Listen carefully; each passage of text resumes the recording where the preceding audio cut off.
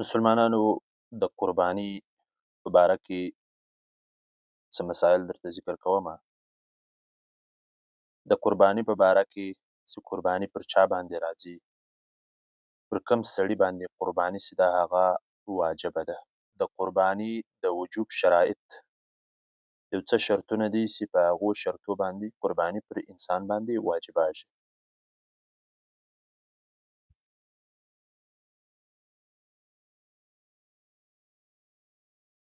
د قرباني د وجوب دپاره اول شرط دا دی چې مسلمان به وي. پر کافر باندې قرباني نه راځي، پر غیر مسلم باندې. دوهم شرط یې دا دی چې مقیم به وي، پر مسافر باندې نه راځي. او دریم شرط یې دا دی چې آزاد به وي، پر غلام باندې قرباني نه راځي. څلورم شرط یې دا دی چې بالغه به وي، پر نابالغه باندې قرباني نه راځي.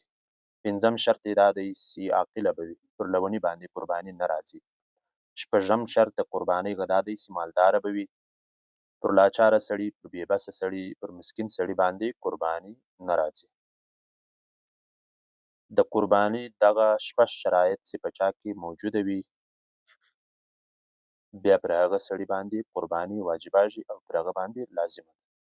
او دغو شرطو څخه چې یو شرط هم پکې نه وي، پر هغه باندې قرباني نه راځي.